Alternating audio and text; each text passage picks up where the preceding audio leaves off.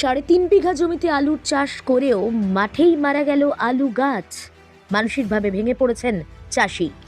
অভিযোগ, আলু চাষে যে রাসায়নিক সার ব্যবহার করা হয়েছিল তাতেই গাছ মারা গেছে।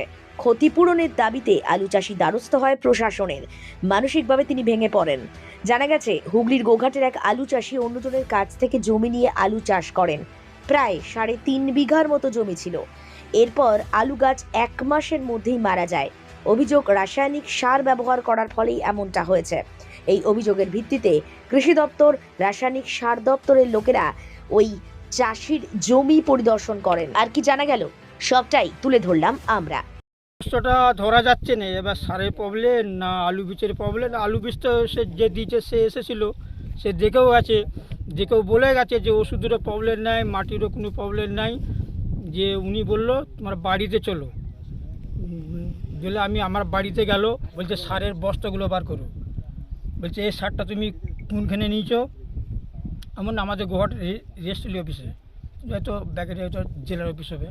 সে বলে দিল সারটাই ডিফেক্ট।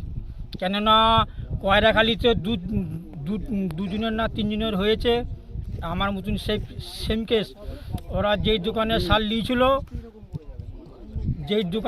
নিয়েছিল সে দোকানদার গেল, সে দোকানদার মেনে নিয়েছে, যেটা ক্ষতি হয়েছে সেটা আমরা। কতটা চাষ করেছিলেন?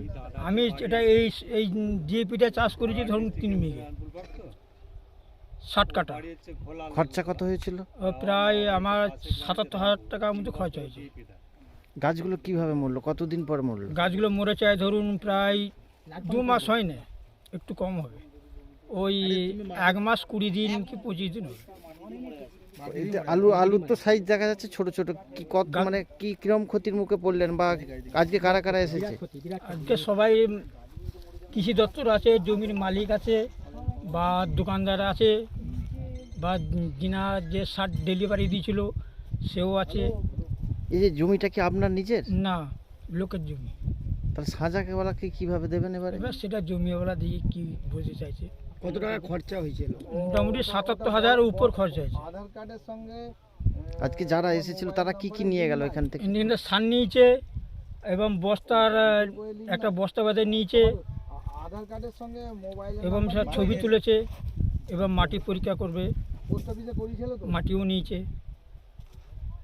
এখানটা কোন জায়গা? করতে হয়। এটা উত্তর বল্লামপুর, গোঘাট উত্তর বল্লামপুর। কত শুধু কি আলুতেই ক্ষতি হয়েছে? আলু হয়েছে, ধানটাও একটু হয়েছে। ধানে একটা ওষুধ মেরে শুনুন, আমাদের পাশের একজন বললো যে তুমি এই পাউডারটা এসে মারো, নাহলে ধানটা রুখতে পারবে না। অর্থাৎ যিনি বলেছে 7 দিন আগে, ওই 5 দিন হবে ওষুধটা পে করেছিলাম। পেল একটা লিকুইড রাজা বলেছিল, সেটা দিতে মোটামুটি ধানটা একটু সামলেছে। দিয়ে আরামবাগ থেকে একটা আমাকে জিন টাইপের একটা ওষুধ দিয়েছিল, প্যাকেট 2 কিলোর ব্যাগ, ওইটা একটা দিয়ে আছে। মোটামুটি ধানটা একটু থকজমা খেয়েছে। আপনার নাম? আমার নাম শেখ বাচ্চু মণ্ডল। পরিদর্শনে এলেন, কি দেখলেন বা কি বুঝছেন? বুঝছি বলতে, আমরা ওনার কাছে যে আমরা যে সার দিয়েছে বলছেন, আমাদের কোম্পানির যে পারাদীপ ফসফেট লিমিটেড বস্তা দেখতে পাচ্ছি, আমাদের কোম্পানির বস্তা উনি দেখিয়েছেন। স্যাম্পেল কিছুটা সার রয়েও ছিল বস্তা, আমরা স্যাম্পেল হিসাবে নিয়েছি। এবং এই জমির মাটিও আমরা স্যাম্পেল নিয়েছি, সয়েল স্যাম্পেল যেটা কালেকশন করেছি। এবং একটা জিনিস পাচ্ছি না, এর সঙ্গে যে পটাশটা দিয়েছিল সেই পটাশের স্যাম্পেলটা এখন পর্যন্ত পাচ্ছি না। এখন আমরা তো আর মাঠে দাঁড়িয়ে বলে দিতে পারবো না যে এই কী পজিশানে এটা হয়েছে। পটাশটা পেলে বা অন্য সারগুলো যদি কিছু স্যাম্পেল থাকতো আরও সুবিধা হতে পাবার। ধরুন এইটা ঠিক আছে বা অন্যটা ঠিক নেই, বা এইটা ঠিক নেই অন্যটা ঠিক আছে, এরকম একটা দেখা যেত। তবু আমরা এগুলো কোম্পানিকে পাঠাচ্ছি, আজকে আমরা এটা কুরিয়ার করব, কুরিয়ার করে পাঠাচ্ছি। এটা স্যাম্পেল টেস্ট হবে। আমি ডিপার্টমেন্টকেও দিয়েছি, এগ্রিকালচার ডিপার্টমেন্টের লোক আছেন, ওনাদেরকে আমি মাটি এবং ফার্টিলাইজার দিয়েছি। ওনারা স্যাম্পেল টেস্ট অবশ্যই করবেন। চাষির সঙ্গে যোগাযোগ রাখছি, আমি চাষির ফোন নাম্বারটা সব নিয়েছি, কন্ট্যাক্ট নাম্বার। আমরা দেখছি এটা কি ভিত করা যায়। আলু তো স্যার ওঠার মুখে। আলু ওঠার মুখে। চাষির পক্ষে কি এখনো যে লগি বাড়িতে রাখা সম্ভব? না, সম্ভব নয়। যত আছে কিছুটা ছিল বলে সেটা পেয়েছি, সম্ভব নয়। চাষি তো লগিত যা ফার্টিলাইজার যে কিনে আসে জমির মাপে কিনে আনে।